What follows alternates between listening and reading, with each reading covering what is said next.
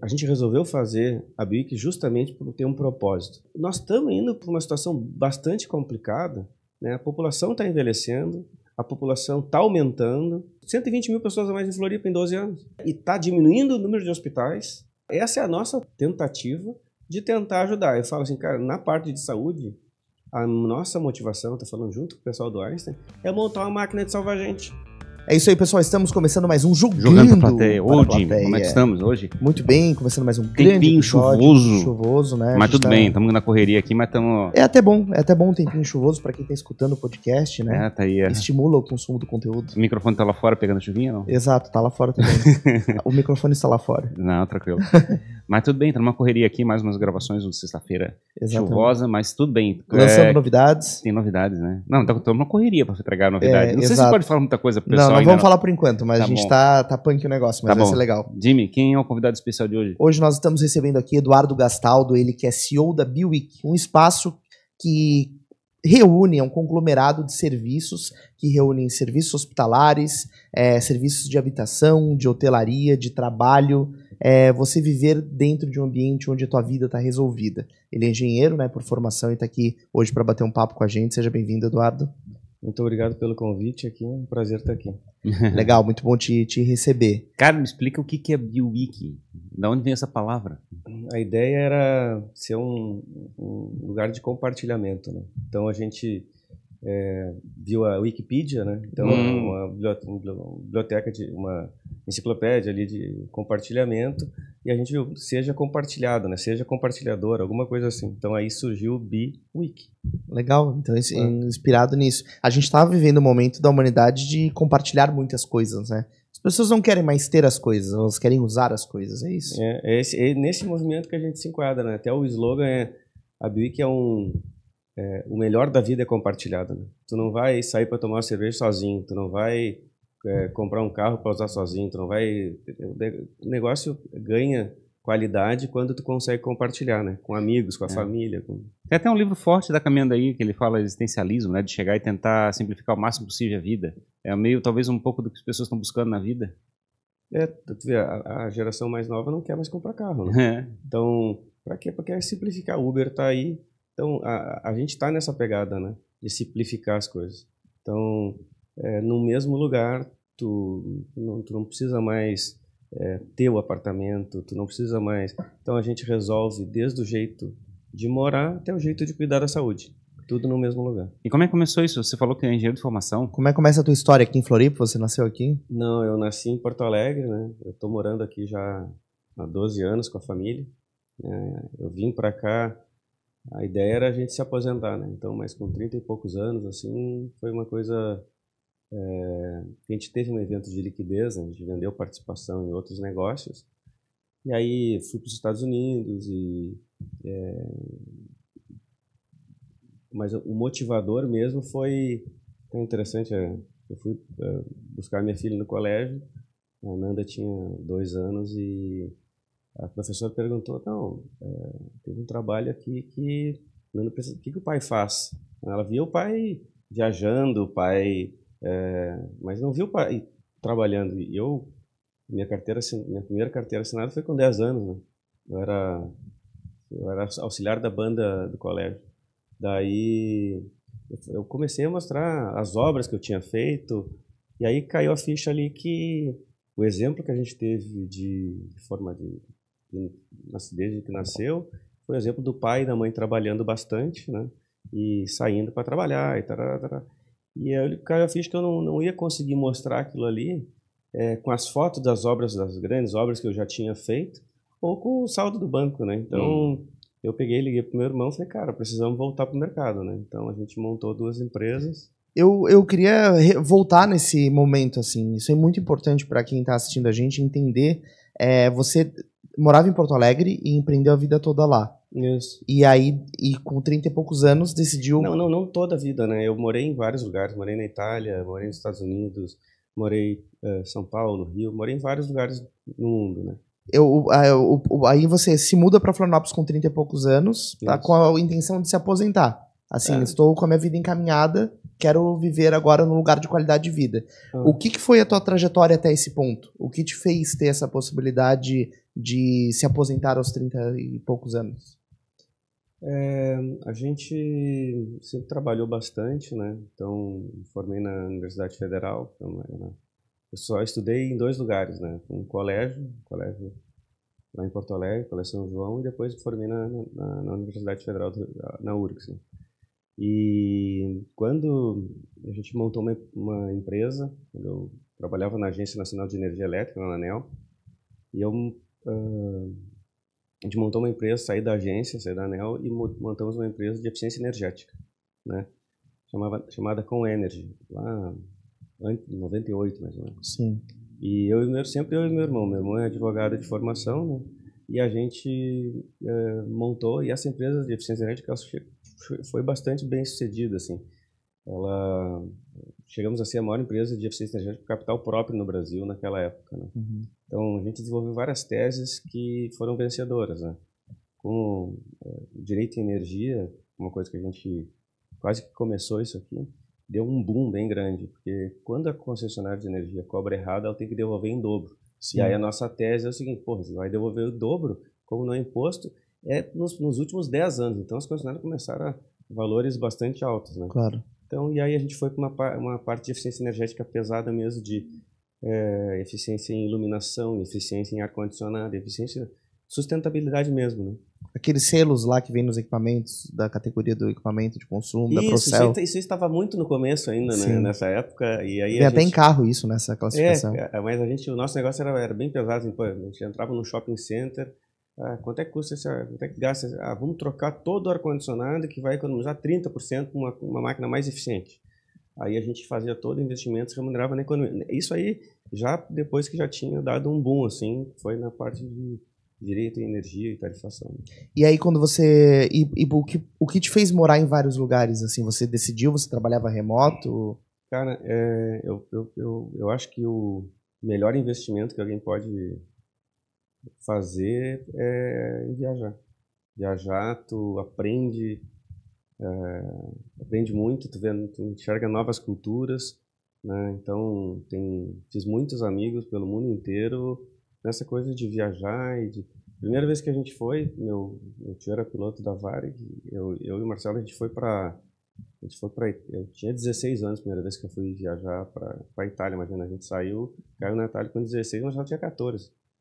Eu me lembro que a gente olhou, Roma, a gente ficou tão louco quando chegou, depois de um voo de 12 horas, a gente caminhou 20 horas, cara. Nossa. Então, que era inacreditável, né? Tu olhava, tu dobrava uma esquina, tu via o Coliseu, tu dobrava outra esquina, tu via a Fontana de Trevi, coisa que tu só via nos livros, né? Uhum. E aquilo ali foi uma coisa incrível. A gente ficou 30 dias viajando pela Europa, Suíça, até Londres, e foi uma coisa que foi impactante. Nessa época você não tinha empresa ainda? Não, eu tinha 16 anos. Sim, tinha 16 anos. E aí, enfim, quando você teve 30 e poucos anos, aí houve o momento de fazer a venda dessa empresa. A gente vendeu participação em vários negócios.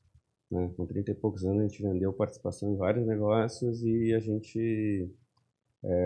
cara, onde é que a gente vai, né? Eu pensei em morar nos Estados Unidos, né? Mas ali a gente tem família, vamos ficar perto, né? E aí, onde é que a gente pode ir? Então, a gente tinha apartamento aqui em Jurerê, e a gente, vamos morar lá então, né?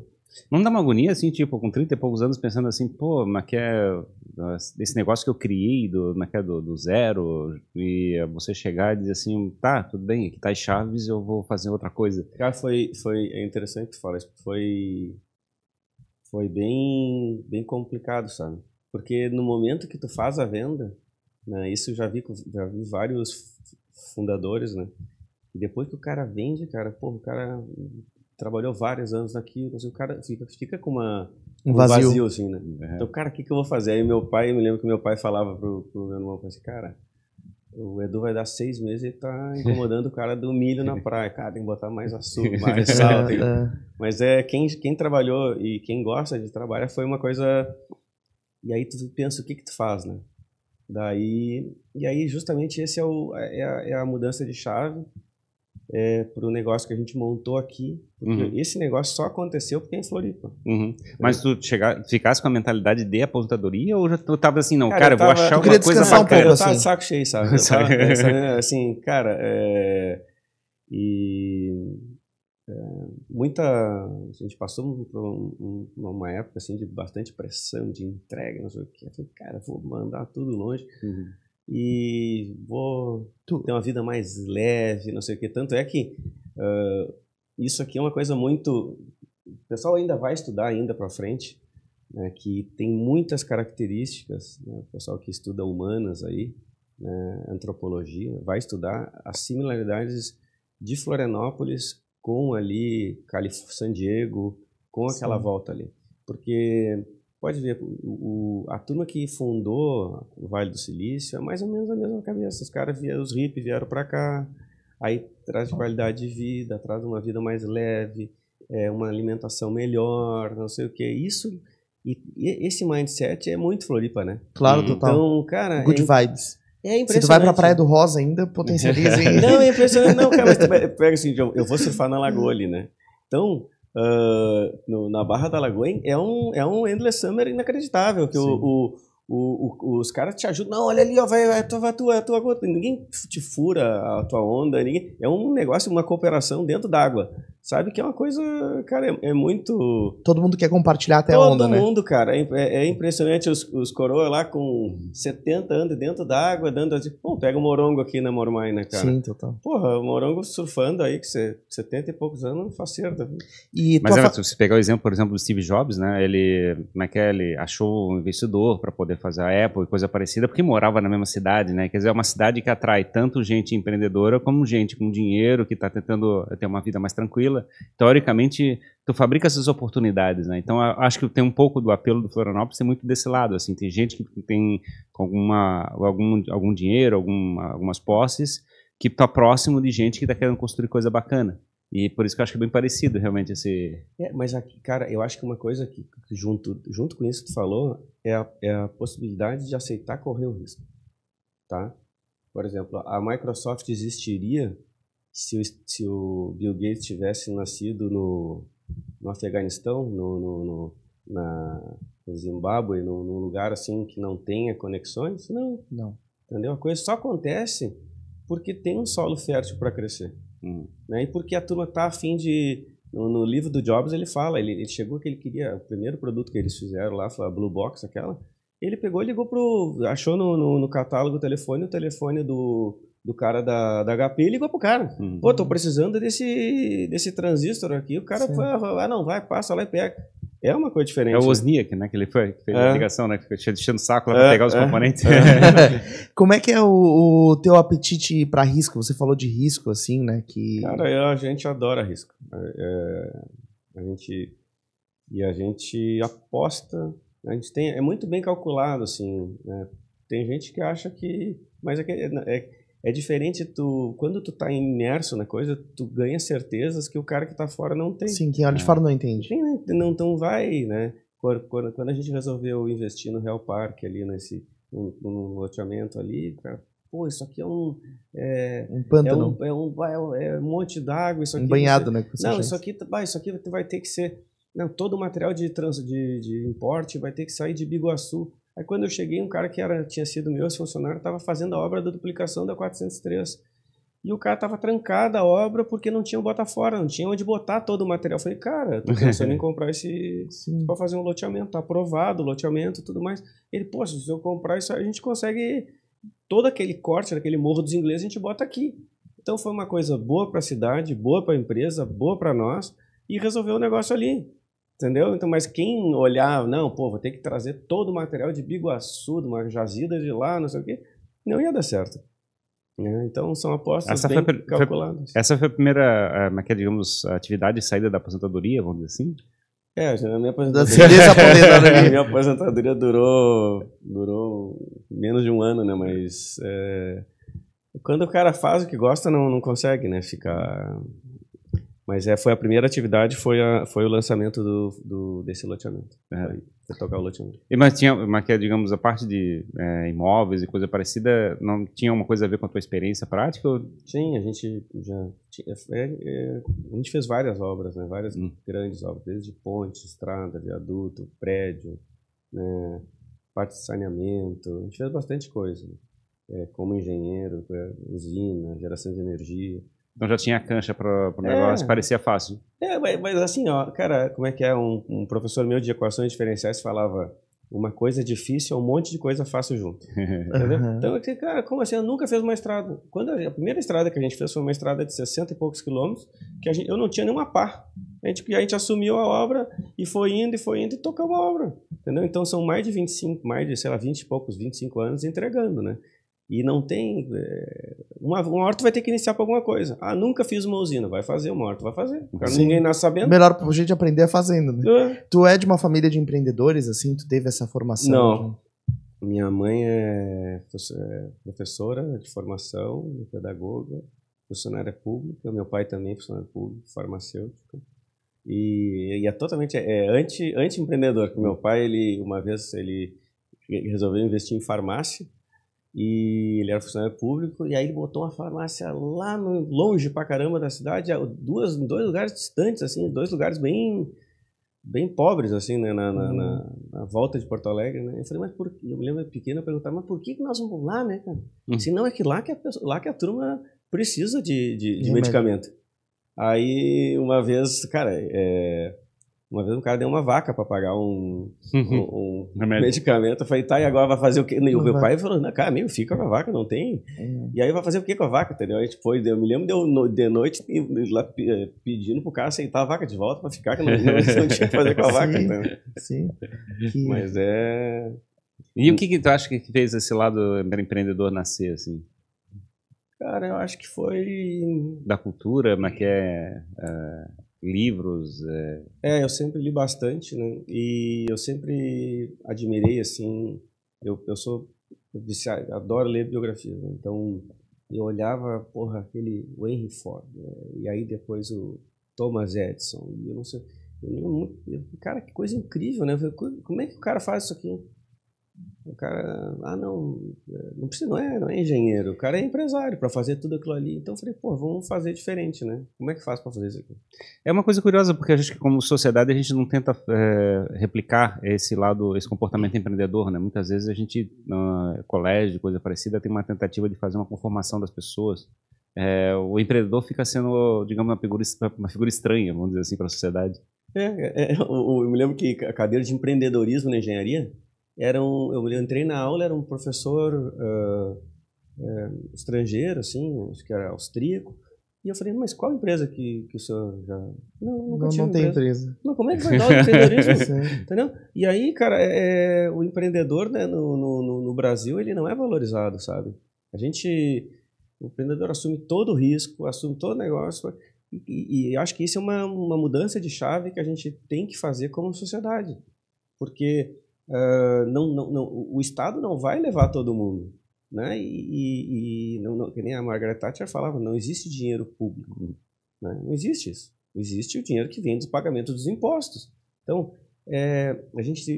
e aqui Floripa é uma coisa mais interessante, sim, porque as universidades, as melhores universidades, né? Pega a Universidade USP, a URGS, a Unicamp, não sei o que. Cara, são especializados em formar servidor público, né? Porque o cara chega, vai receber um salário bom, sem risco nenhum, ele tem que estudar. Então, o cara é estudante, gosta de estudar, não quer, tá resolvido. Então, mas de um lado vai facilitar para a vida dele, mas eu acho que do outro lado penaliza a sociedade. Né? Então... Aqui em Florianópolis em particular, né, tinha uma série de estatais, né, tipo Eletrosul, tinha a Telesc, tinha não sei o que, tinha várias que teoricamente eram os salários melhores da região e coisa assim. E aí, com o processo de evolução, a gente foi perdendo muito dessas posições, né, e a própria cidade começou a crescer, não tinha como chegar e ter serviço público para todo mundo. De certa forma, não teve como fugir, a gente teve que empreender e não tinha dinheiro, teoricamente, de governo para ajudar, né? É isso aí. É isso. O livro do Daniel, do Dani, conta bastante isso, né? Uhum. E tu pega como que isso acontece. Fica uma massa de gente que precisa. E olha o que aconteceu nos últimos 12 anos, casualmente, que foi o censo, né? O último censo. Florianópolis recebeu em valores absolutos, né? Quase a mesma quantidade de gente que São Paulo nos últimos 12 anos. Então, vamos lá, 160 mil pessoas já que foi São Paulo nos últimos 12 anos, aumentou a população de São Paulo, e Floripa aumentou 120 mil. Cara, olha o que absurdo que está acontecendo. Para ser mais evidente, só faltar ter uma fila entrando na ponte. Sério? E aí, o que faz com toda essa turma aqui? Eu brinco com meus amigos que a gente tem que botar um bloqueio lá e fazer controle de passaporte para passaponte. Mas a turma só fala depois que entrou, né? Porque aqui o que mais tem é imigrante, né? Sim, é verdade, é isso aí. Mas acho que também isso faz essa receita que você estava falando, né, da Califórnia e de outros lugares, que esse cosmopolitismo, assim, faz com que a sociedade tenha diferentes inputs, diferentes influências para gerar e construir negócio. É uma fricção interessante de cultura. Olha o que está acontecendo na CAT aqui. Sim. Né? Essa diversidade é o que oxigena o negócio. Se tu pegar e botar no mesmo ambiente só pessoas de uma determinado viés ou de uma determinada formação, vai viciar o negócio. Sim. Então, essa diversidade, cara, ganha um peso absurdo, né? Somado a essa disposição para correr risco, somado a ter capital intensivo de investidor, somado a esse negócio, replica o que aconteceu lá. Sim. E o que digamos, passou por uma experiência de imobiliária e coisa parecida, e o BeWeek começou a nascer depois desse processo? O que foi que levou para essa fase? Assim? Quando a gente foi fazer o loteamento ali, a gente viu o seguinte, os maiores fundos imobiliários mundiais, né? E aí, quando eu estava na Califórnia, a gente conheceu uma empresa, a Irvine, a maior empresa loteadora dos Estados Unidos, uma empresa que tem mais de 150 anos. Loteou Los Angeles, uma empresa... Caramba, só isso. Não, então tu vai na firma, tem lá, eu achei muito legal, Avenida Irvine, número 1. Entendeu? O cara botou o nome da avenida. Sim. E Los Angeles, o número 1 é dele. Ele fez, cara, 150 e poucos anos o cara fez, cara. Imagina. Então é legal, né? Meu interesse, ele vai no número 1. Quem inventa dá o nome, né? Isso. Então aí eu achei legal que os maiores fundos imobiliários, então aí que surgiu a ideia da BIC, foi surgindo assim, os maiores fundos imobiliários mundiais são residenciais. E no Brasil, naquela época, 10 anos atrás, quais eram os maiores fundos imobiliários? Então, era, na ordem, agência de banco, foi pro buraco. Shopping center, galpão logístico, e não tinha residencial, né? Eu falei, cara, acho que a saída é isso aí, cara, é a gente ter um grande fundo imobiliário residencial, porque diminui o risco, tu tem a vacância muito menor, né? Então, e por que no mundo inteiro era assim e aqui no Brasil não era? É aquela história, né? Negócios acabam, pessoas não param de morar. Isso aí. A primeira conta que o cara deixa de pagar é o supérfluo. A segunda coisa que vai, a última conta que ele deixa de pagar é a casa dele, cara. Exato. Por que será que a gente não fabricou essa tradição, digamos, dessa experiência? Eu acho que talvez a gente passou por uma experiência de muito dinheiro, financiamento de imobiliário para as pessoas direto, né? Estava muito forte esse lado. O imobiliário, assim, o banco, ele ganha dinheiro aonde? Né? E no Brasil a gente tem uma altíssima concentração em bem poucos bancos, né? Onde é que o banco ganha dinheiro? Financiamento de casa e financiamento tem que ir lá na Caixa Econômica. De carro, né? É isso aí. Então, cara, é a teoria da captura clássica, né? O cara, ele tem 2 caras, ele não quer mudar. Com 5 bancos tem mais de 80% da concentração de crédito no Brasil. Então, todo mundo não quer deixar o negócio. A BlackRock é dona do mundo. Entendeu? Mas é assim, né? Então, assim. Nos outros lugares a coisa é mais... E a gente, qual é que era a ideia? Vamos fazer um fundo imobiliário, só que para a gente ter um fundo imobiliário, a gente tem que ter uma operadora dos espaços, né? Para ter uma operadora, então vamos criar uma operadora. A gente criou. A BeWeek nasceu para ser uma operadora, né, de espaços compartilhados. Daí a gente, mas não pode ter só apartamento, lugar para morar. Tem que ter um lugar para trabalhar também.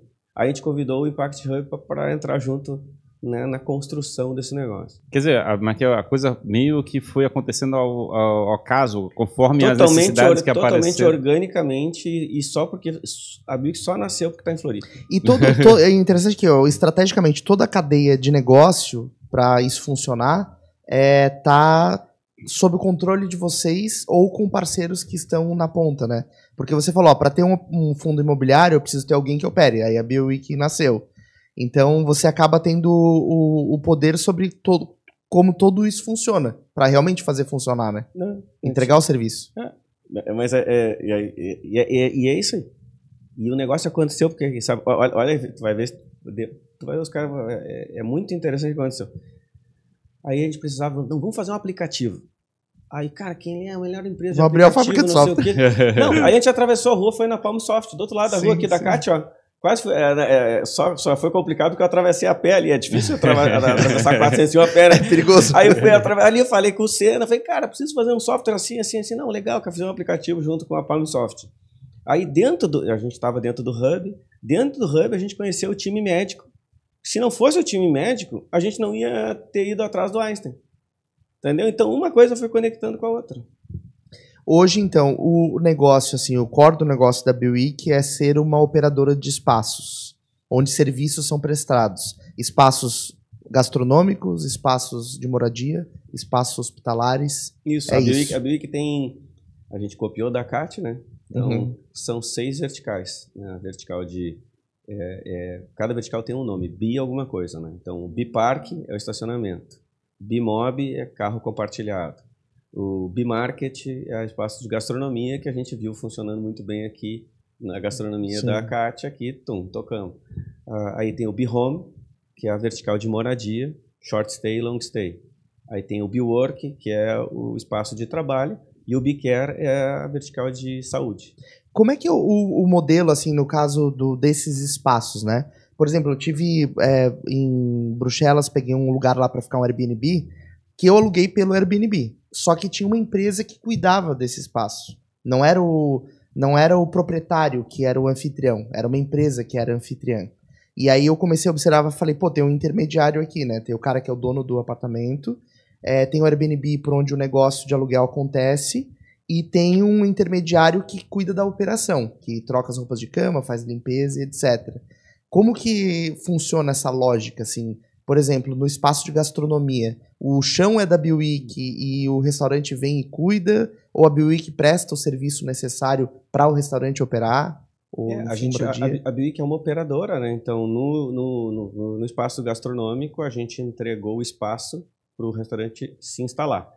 Agora, toda a parte do balcão para fora é conosco. Limpeza, manutenção, segurança, o negócio é tudo conosco. Tá, mas equipamento de cozinha, esse tipo de coisa? Isso aí é com o operador, é com o restaurante. restaurante. Né? Na parte do B-Work, a gente entregou as mesas, ar-condicionado, não sei o quê, e o Hub faz a gestão junto conosco do espaço, né? Faz essa gestão de comunidade. Porque um coworking não é uma placa na parede. Não. Ó, vou botar isso aqui é um coworking. Não vai dar certo. O que um coworking tem que fazer? Ele tem que fazer conexões, né? E isso, o Hub, cara, o Impact Hub é o melhor que eu já visitei no mundo. É impressionante o que eles fazem. É impressionante. É muito bom ter o Hub junto. Que legal. Falasse que um monte de negócios aconteceram exatamente pelo fato de ter sido viabilizado por um espaço coworking. E assim, era uma coisa que tu estava esperando ou uma que aconteceu e uma que é mais, digamos... Eu tenho aquela palavra que o pessoal fala, né, da serendipidade, né, tipo assim, de chegar, as coisas acontecem por acaso como se o universo estivesse levando. Tem uma matemática, na teoria dos jogos, mostra que o acaso não existe. Né? Estatística, não existe o acaso. As coisas acontecem porque o cara tá ali procurando aquilo ali. Né? Então, pega lá, como é que a gente foi para dentro do Hub, via aquelas coisas, porque eu procurei no Canadá, a gente visitou espaços de coworking, na Europa, Estados Unidos, América Latina, vários espaços de coworking. Eu adoro trabalhar em espaços de coworking, né? E o que o Hub consegue fazer, no final da tarde tem lá o Sex Coffee na beira-mar, por exemplo. Aí tu tem, agora na Biwik tem o Bee Coffee. Cara, e eu vi assim, quando eu não tava, Eu vi a filha de um amigo meu falar assim, eu vim trabalhar aqui. Ela veio trabalhar, montou uma empresa, ela saiu da faculdade e montaram uma empresa aqui. Né? E ela falando pro pai dela, e eu estava almoçando, né, com eles. E eu me lembro, sei lá, 10 anos atrás, ela falou assim, pai, tu vê, eu participei do café ali e eu dizia o que eu tinha, o que eu fazia, qual era o que a minha empresa fazia. E eu já saí com 2 clientes ali, cara. Aí eu falei assim, pô, tu vê, Edvaldo, ela nem vai saber como é que era antes, cara. Sim. Aí eu falei pra ela, pô, Camilo, sabe como é que era? É assim, se fosse abrir uma empresa, tu ia ter que ter um fiador para alugar um lugar, e aí tu ia na companhia de energia elétrica para ligar, e depois tu ia ter na companhia de telefonia para ter o telefone, a internet, não sei o quê. Aí ela olhou só assim, para começar. Mas que complicado é isso aí, né? Então a turma que tá vindo nem sabe como é que é, né? Como é o difícil, entendeu? Ia ter que fazer as pessoas irem até lá, não sabe como é que é o errado, aí as pessoas iam ter que ir até lá, ia ter que fazer propaganda, então isso aqui acontece, é efervescente, né? Sim. A gente, não sei, a sensação que parece que a internet, o computador, como é que parece que está distanciando as pessoas. E aí, ao mesmo tempo, parece que tem uma contracultura de gente tentando assim, como é que se junta de novo, assim? Será que a gente tem esse conflito dos dois lados? Cara, eu acho o seguinte, ó, tudo é saber dosar, né? Até a água faz mal. Toma 4 litros d'água, vai passar mal. Então, acho que é tudo saber dosar. Se a tecnologia veio para salvar a vida da gente, cara. Olha na parte de saúde, quantas coisas foram aceleradas positivamente. Cara, é inacreditável. A gente está com tudo para... Eu tenho uma visão muito positiva da tecnologia, de como que a gente usa. A questão é não dosar errado.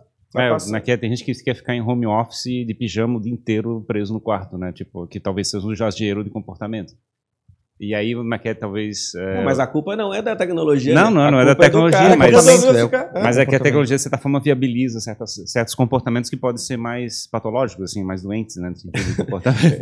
Cara, a gente estava fazendo uma reunião super importante e eu falei, cara, eu vou surfar. Um dia top, assim, eu vou surfar. Eu peguei, prancha nova, né? Botei no carro. Pai, tava muito bom. Eu olhei e me perdi no tempo. E quando eu saí da água, cara, faltava 10 minutos, assim, eu entrei lá do restaurante, do estacionamento, na frente do Projeto Tamar tem um estacionamento do Jean, né? E aí, cara, eu me lembro de eu botar a camisa, e eu entro dentro do carro, assim, né, com salgado ainda, que não tinha dado tempo, tomar um banho, fazer todo o negócio. E o investidor lá em São Paulo, com outro cara lá nos Estados Unidos, e a gente tocando ali assim, não, vamos tocar aqui, cara. Isso é a tecnologia, Sim. Cara. Isso foi feito... Tu tava muito melhor que eles, né? Tava de alma lavada, né? Louco. Um tava no escritório enfiado, outro tava assim... Tá louco. Eu falo assim, cara, eu não quero trazer problemas pra vocês aqui, não quero me gabar, mas... A turma gostava, pelo menos tirou o sal do corpo. Vocês já sabem hoje, né, que eu tava fazendo. Cara, que coisa incrível. Mas conta também, eu estava falando sobre a questão dos fundos imobiliários. Acabou aparecendo um fundo, então, para exportar a operação, ou foi só, digamos, usou outra referência para poder trabalhar essa visão? A gente está, assim, no nosso roadmap, né? A gente primeiro vai entregar a primeira BioWeek aqui, e depois do negócio começar a operar, a gente vai sofisticando a operação. Então, depois a gente joga tudo para dentro de um fundo imobiliário e a gente vai pulverizar. Então, o que a gente quer fazer com isso? A gente quer, assim, quando iniciar a operação, a gente vai dar cashback, né? Então, tudo que o cara gastar dentro da BioWeek, ele vai ter 5% de cashback. Então, pagou o estacionamento, cashback. Já viu esse cashback de estacionamento? Não, né? Então, o cara vai pagar lá o café, vai ter cashback. Pagou o negócio, vai ter estacionamento. Tudo que ele gastou dentro da BioWeek vai ter um cashback. E aí, o fundo imobiliário vai conectar com isso aí como? A gente vai botar assim... a gente vai jogar todo o ativo para dentro de um fundo imobiliário e a gente vai pulverizar 80% do ativo. Aí o cara que investir, vai poder investir a partir de R$1.000, ele vai poder investir. O que a gente vai distribuir? Num fundo imobiliário, ele distribui dividendos, né? Dividendo vamos botar, é isento de imposto de renda. Sim. Então, 8% é a mesma coisa que 10% ao ano. Né? E o cara que tiver cotas do fundo imobiliário da BioWeek, a gente vai dar um cashback de 10%. Então o cara vai poder ganhar 10, 20% ao ano. O que a gente quer fazer? Tirar o investidor, tirar o dinheiro, não pegar mais o dinheiro lá na Faria Lima, do grande investidor, e disponibilizar, o cara que tá ali, tá morando ali, tá trabalhando ali, tá usando ali, vai ganhar 20%, vai poder ganhar 20%. Pra poder ser dono também. Ele é sócio. Vai ser dono também, que é diferente tu ser dono de um shopping center. Tu pode ter fundo imobiliário de shopping center, só que tu não vive aquilo ali, entendeu? Tu não mora ali, tu não sei o que. Então essa é a ideia. Tem um pouco de pertencimento, né? De chegar e ser parte do projeto. É legal esse negócio essa lógica do cashback e do consumo em comunidade, porque você justifica e torna eficiente o teu consumo, né? As pessoas precisam comer, precisam estacionar o carro, e isso a gente já faz desperdiçando dinheiro. E eu tenho uma bronca, cara, que é de tu não conseguir gastar fácil ou as tuas milhas ou o teu cashback. Isso sempre tem uma pegadinha, né? Sim. Agora a milha que tu vai gastar a milha tá cara pra cacete, tu não consegue. Agora tem que dar 3 pulinhos. Agora cara, o nosso cashback não vai ter gol de mão, cara. O cara vai ter, ele vai conseguir gastar. Entrou, pode gastar no outro dia, já vai ter. Não tem essa... é só na terça, só na quinta. Não vai gastar... Essa é a ideia. Né? Tá, e como é que tá a BioWeek, então? Tem um prédio? Como é que a é BioWeek é um empreendimento de 24 mil metros quadrados no centro de Florianópolis, perto da Praça dos Bombeiros ali. É formado por 2 subsolos de garagem, né, com 240 vagas de garagem, 1.000 metros quadrados do B-Market, né, que são 8 operações gastronômicas, né, então tem a Tomato, tá lá, a Única de cerveja, a Wine Pub, o Noah Sushi, para mim é o melhor sushi de Floripa. O Impote, que é comida natural, veio de balneário, o sorvete da Nicolini. Então, tá tudo funcionando, tudo operando, tá bem legal. Já tá funcionando. Tá funcionando. A torreada aí, ela tá funcionando também, então tem o coworking, né, o térreo e o primeiro andar, um espaço de coworking. Já estamos com 60%, já é o terceiro mês de operação, a gente está com 60% de taxa de ocupação no BeWork, com o Hub. O B-Market já está com 100% de taxa de ocupação. O B-Home, a gente está com, no segundo mês de operação, a gente está com 30 e poucos por cento de taxa de operação. Né? Já teve dias full booked, né? Lotado. Então, a gente está com uma curva de taxa de ocupação bem grande. É uma ocupação rápida, né, pelo jeito? Porque, né? Absurdamente rápida. A gente, cara, foi a Fernanda Crespo, que ela, dos 4 maiores hotéis da cidade, que ela é a gerente operacional do B-Home. Ela botou o Campanário, o Beach Village, o Intercity, grandes hotéis da cidade em operação. Ela disse, pô, Edu, tá muito bom isso aqui, tá muito rápido. E a gente gosta de ter essa mescla que a Fia assim, eu sou jurássica. Não, cara, ela faz o encontro do como é que era e como é que é. Exato, né? Então a gente não é assim, bota fora. Vamos aprender como é que foi pra gente fazer melhor, né? Se provou no tempo esse formato que foi feito até agora, né? Então a gente tem que pegar os aprendizados e inovar em cima disso. Como é que tu vê o impacto na cidade, assim? Quantas pessoas, teoricamente, estão circulando? Como é que, digamos... Cara, a BioWeek, assim, ela, só para finalizar, assim, a Torre B, até o final do ano a gente entrega a Torre B, que tu tem 4 andares de hospital dia, né, 14 salas de cirurgia. O 5º andar são consultórios médicos, 18 consultórios médicos, e do 6º ao 11º são os BeCare Health Studio, apartamentos mobiliados e decorados, adaptados para pessoas que precisam de acompanhamento médico provisório ou permanente. Provisório é o cara que está se operando uma cirurgia, permanente é uma pessoa que ficou idosa ou tem algum problema de mobilidade que ela precisa ter um acompanhamento. A alternativa para esse serviço é montar um hospital em casa, né? E a gente não se dá conta o que isso resolve de problema. Isso é para quando? A gente entrega até o final do ano, até dezembro. Quantos apartamentos nesse BIC? São 60 apartamentos no BeCare Health Studio. Tá, então só para ficar claro, a Torre A é coworking e hotelaria, vamos botar o B-Home. Tá, o B-Home, moradia. E o B-Home. Isso, moradia e trabalho, digamos assim. Isso. E a Torre B é saúde, hospitalar e o hotel relacionado à necessidade hospital, consultórios e apartamentos dedicados para pessoas que precisam de acompanhamento. Entendi. Eu estava perguntando sobre a questão do mercado do impacto, porque como sendo um lugar onde tem vários serviços simultâneos, as pessoas teoricamente começam a conviver naquele ambiente de forma mais intensiva, né? É impressionante que a gente está aprendendo, eu falo assim, está numa curva de aprendizado com o ativo, né? Como é uma empresa de tecnologia, e é uma startup, a gente está aprendendo como é que faz.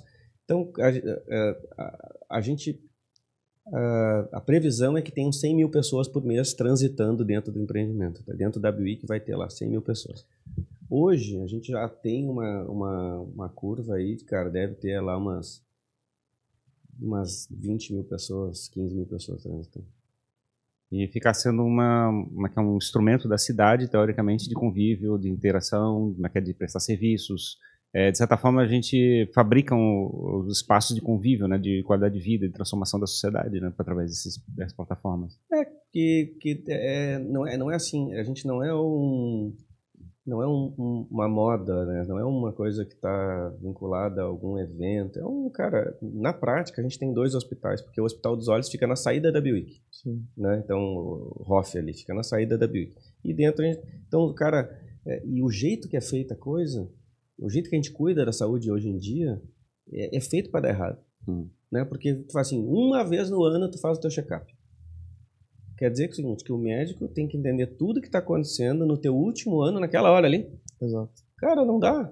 E outra, se tu mora lá em São Paulo, veio para cá, teus exames ficaram lá, faz o exame aqui, como é que faz? Como é que joga tudo isso no mesmo lugar? E como é que o médico tem essa curva de como é que foi? Então, para isso, cara, a gente trouxe o Einstein junto. E a gente aprendeu muito com eles.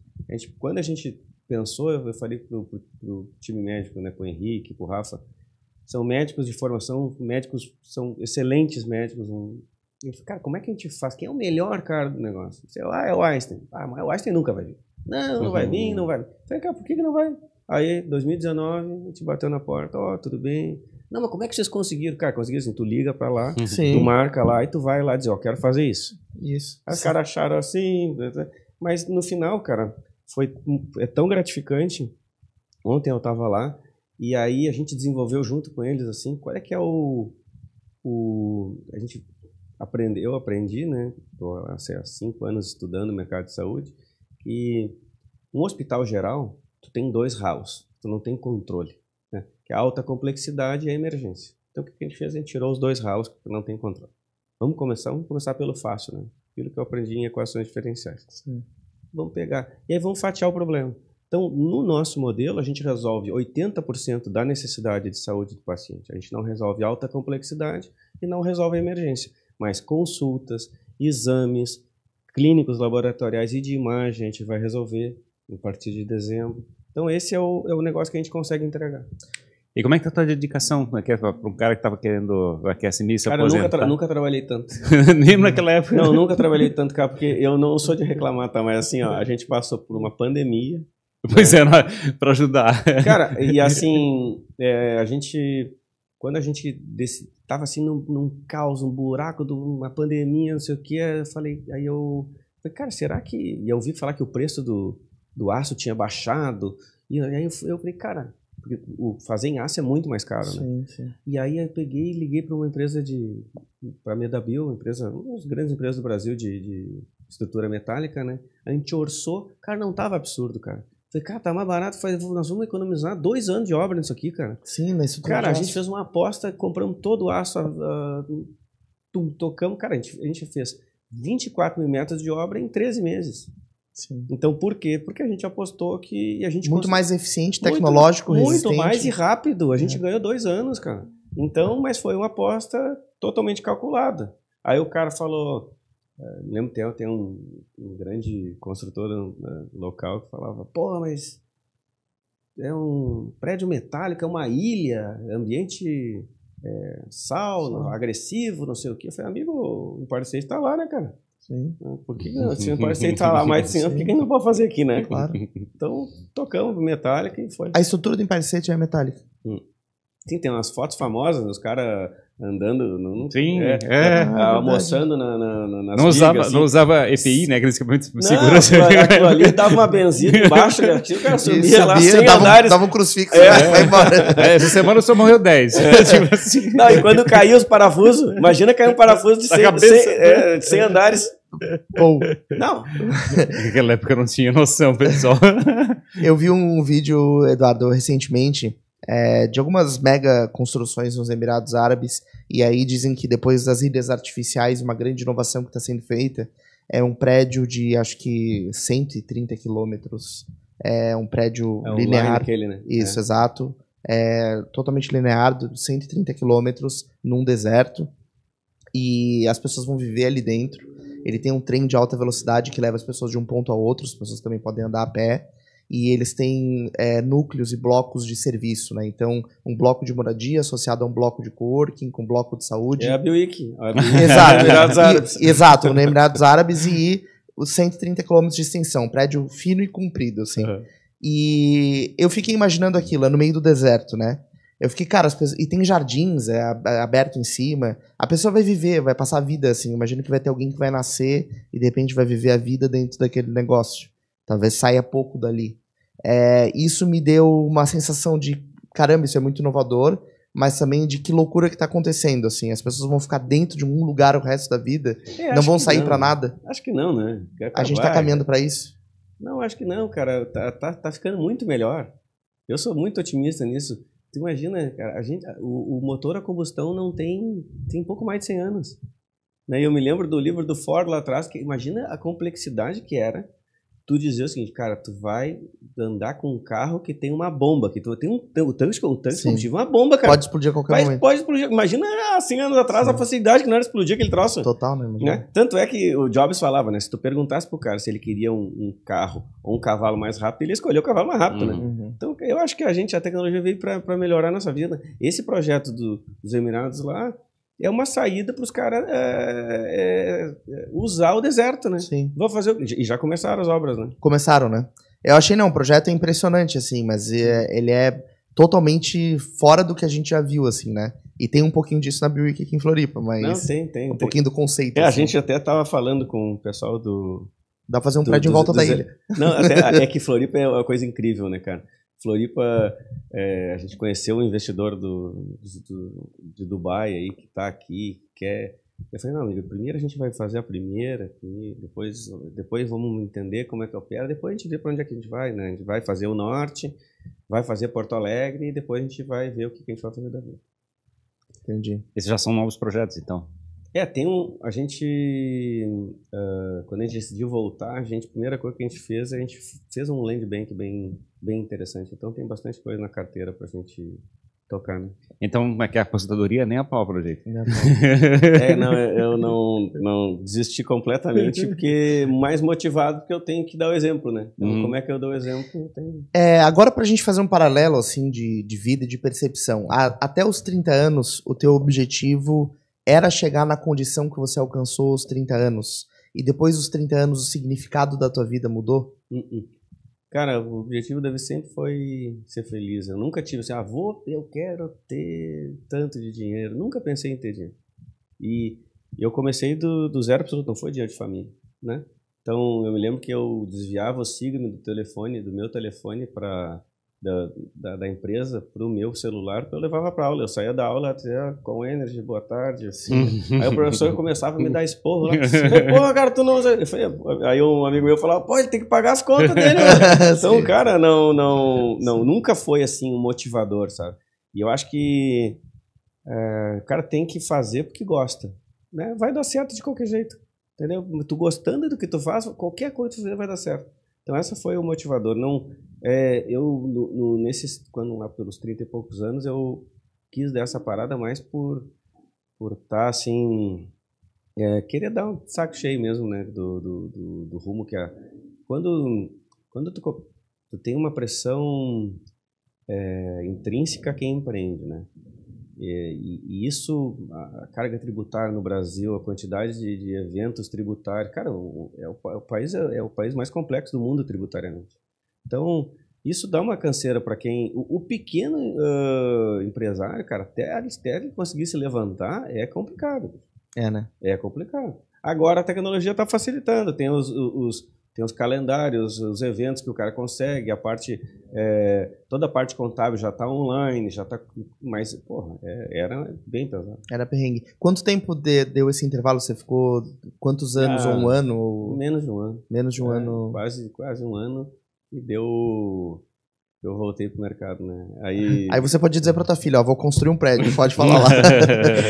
Não, ela vai lá, assim, era legal que quando a gente estava fazendo as obras do loteamento, ela subia no trator no final de semana, Então, é legal a gente... Eu me lembro que quando eu ia trabalhar com meu pai, até é legal os filhos acompanharem o que o cara faz. A gente tem uma missão de ser uma referência, né? De fabricar o exemplo para os filhos, né? Eu acho que muitas vezes a gente não consegue passar isso em palavras, tem que fazer ações. Eu acho que é um desafio. Eu acho que palavras o cara ele não vai, entendeu? O cara não vai fazer o que tu tá dizendo, ele vai fazer o que tu tá fazendo, né?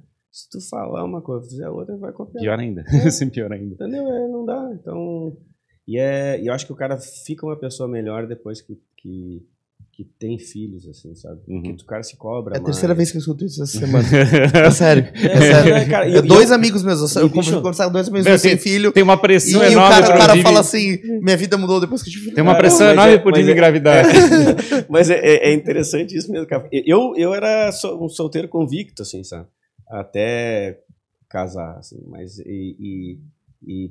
melhorou muito, assim. Sim, legal, bem interessante. Você citou algumas referências, o Jobs, o Henry Ford, assim, tem, ou não sei se são realmente referências para você, mas que pessoas que te inspiram, assim, que você modela como caminho?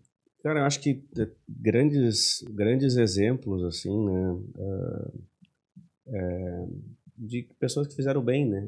Gandhi, Jesus Cristo, Jobs, o Mandela. Pô, eu acho legal, eu fazia aula de yoga, né? E nos Ratones aqui tem um observatório, vocês já viram ali? Não. Cara, um negócio mágico, assim. E eu me lembro que a filosofia budista, ela bota assim, ó, vou te explicar com as minhas palavras que eu entendi, né, dos livros dos yogin, né?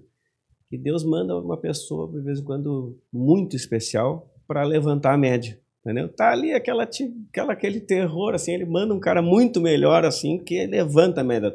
Essas pessoas são as pessoas que levantam a média. Botou um Gandhi no meio, botou um cara... Pô, olha a vida de quanta gente inspira, né? Então, eu acho que eu sempre fui fascinado por leitura e o exemplo das pessoas, né?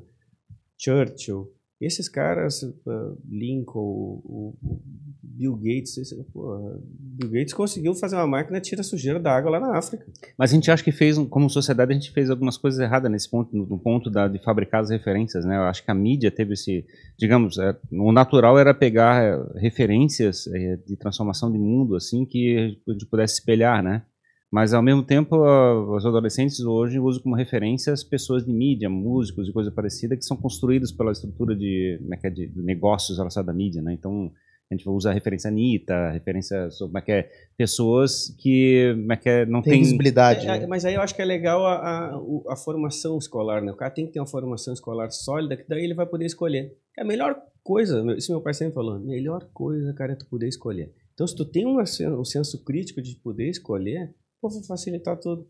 Aí a tua referência não vai mais ser uma coisa mais pueril, assim, uma coisa mais né, sem profundidade, né? Uma coisa rasa. Tu vai ver o que... Cara, tu imagina o seguinte, na época da Segunda Guerra Mundial, que foi um período crítico, né? Todo mundo fala, pandemia, não sei o que. Aí eu falo assim, cara, se tu pudesse escolher, tu queria ficar na pandemia ou na Segunda Guerra Mundial?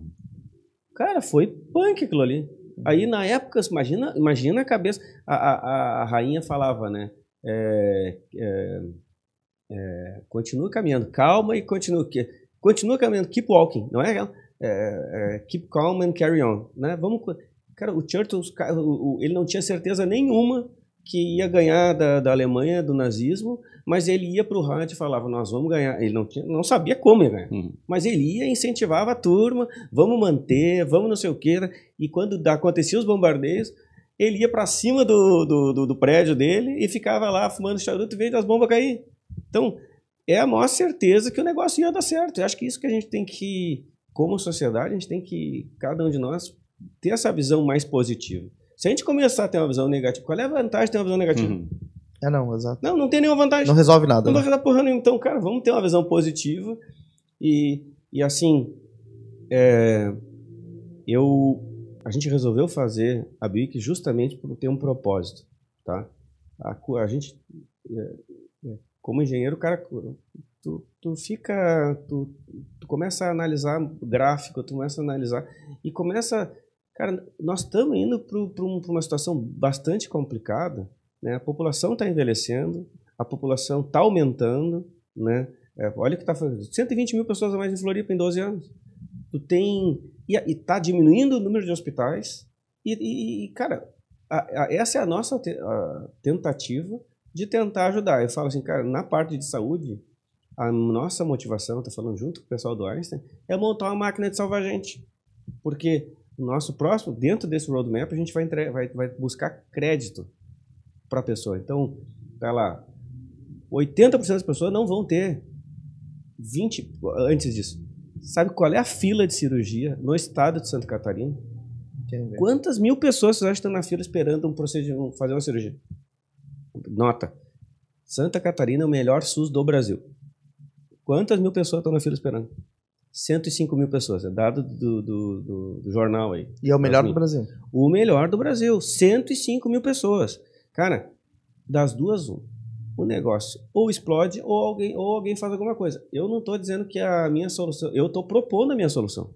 Estou sugerindo que seja assim. E com isso eu assumi um risco bastante grande. A gente fez uma obra grande, fez um investimento bastante grande nesse sentido. Então, cara, eu convido que quem quiser ajudar vai ser muito bem-vindo. A gente trouxe o melhor especialista da América Latina em rede hospitalar, o Hospital Albert Einstein, uma referência, um dos 4 hospitais de referência no Brasil. E a gente está com... Então, voltando naquilo, muita gente não tem condição de ter o plano de saúde. Muita gente não tem 20 mil para fazer uma cirurgia. Agora, se tu pegou e dá o crédito pro cara e parcela em 36 vezes de 600 pila, muita gente vai poder fazer.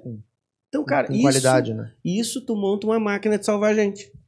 Então, esse é o nosso propósito.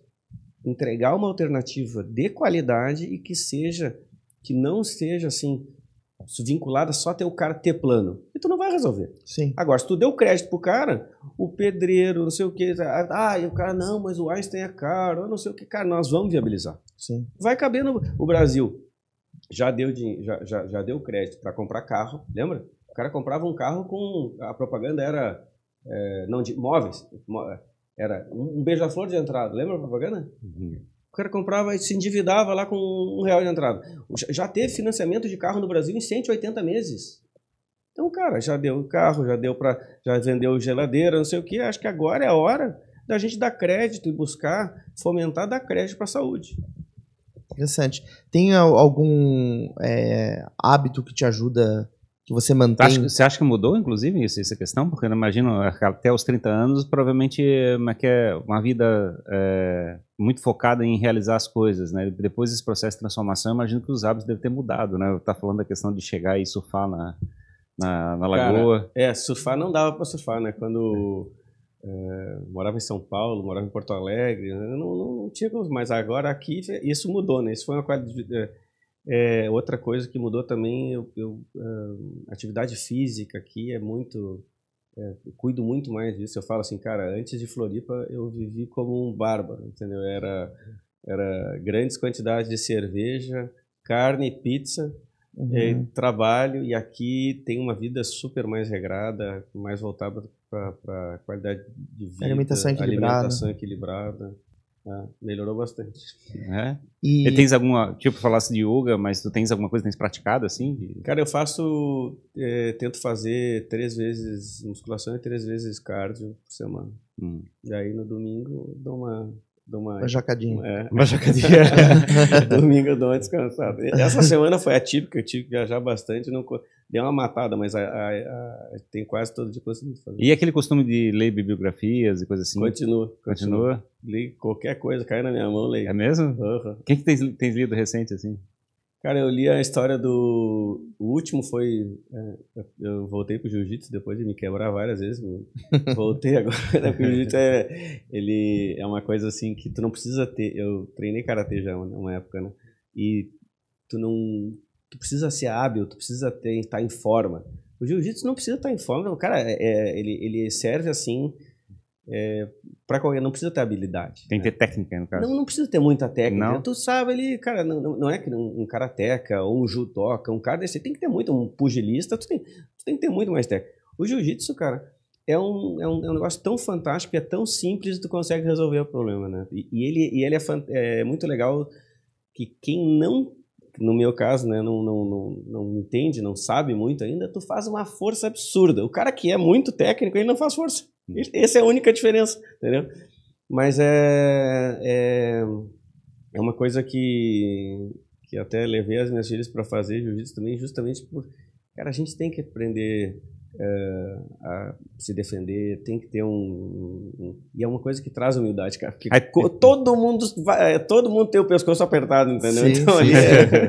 Aí tu lesse uma biografia sobre esse tema? É do Rickson Gracie, né, que ele respire, né, que ele fala de como é que foi a trajetória da vida dele, dos ensinamentos da família, todo o negócio. Então, mas como eu adoro biografia, minhas filhas, a última anterior foi uma do Churchill, que a minha filha me deu de Dia dos Pais, cara, no ano passado.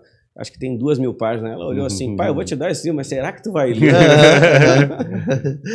Legal. E na tua visão, assim, hoje, o momento de vida que você tá, quando tu começou a tua jornada, eu imagino que tu tinha muitas dúvidas, assim, né? Porque você começou do zero, não tinha experiência, não tinha referências empreendedoras. Mas até hoje tenho dúvida pra caramba, que eu mais tenho dúvida. Exato.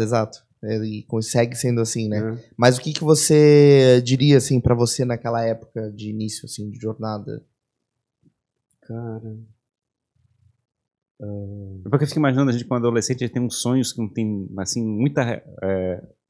não é muito próximo da realidade, né? A gente tem uns sonhos, umas sobre idealizações, que é meio fabricada na nossa cabeça, e o mundo, de certa forma, ensina a gente outras coisas, né? Mas esse negócio de sonho, eu falo pro meu irmão, que é meu sócio desde sempre, né? Meu melhor amigo, eu falo pro Marcelo assim, cara, nosso sonho já foi ter uma mobilete, né?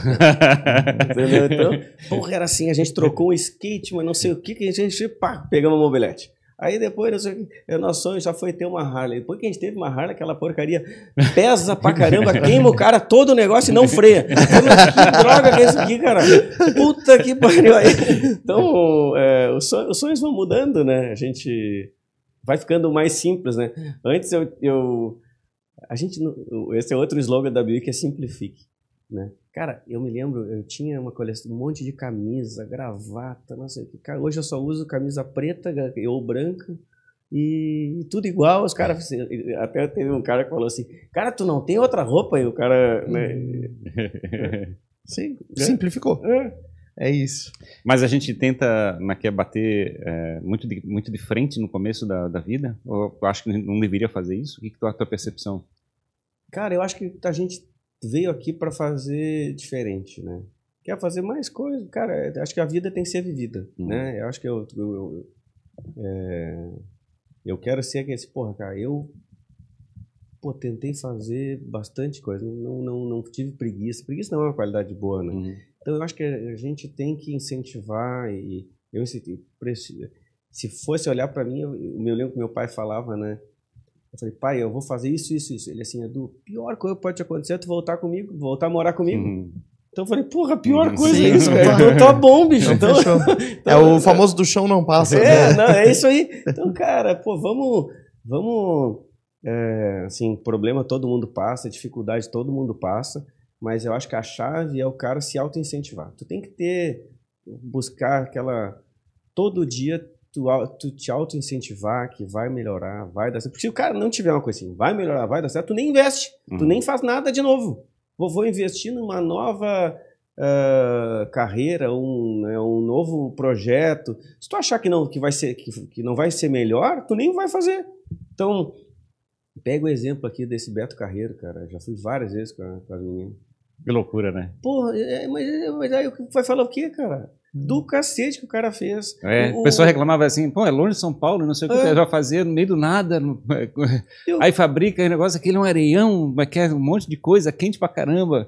Aí depois, muitos anos, aquela estrutura gigantesca, aquela qualidade de vida, entregue para toda a cidade em volta ali, né? Cara, é impressionante o que esse cara fez. Né? Aí o cara vê, e a gente não valoriza isso no Brasil. Tu pega a história de vida do Gurgel, o cara fez em 1974, ele lançou carro elétrico. Em 74, ano que eu nasci, o cara lançou carro elétrico. Ele só fez 40 anos antes do Musk. Só isso. Porra, não tem cabimento, sabe? Vamos... Olha a quantidade... Floripa só tem... Cara, a gente tem aqui uma quantidade de...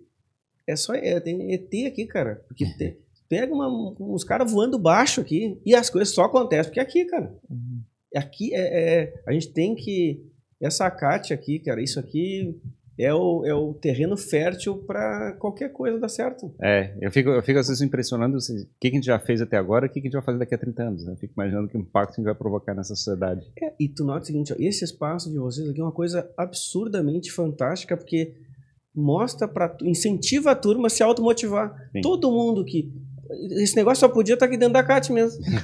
Não, é sério, cara. Pegar 2 caras que ficam provocando e não sei o quê, porque isso aqui as outras entrevistas são inspiradoras, que o cara olha o que o cara tá falando, né? Pega aquela entrevista, tá não me lembro quem era o entrevistador, e tava o Bill Gates e o Jobs, e o cara perguntando.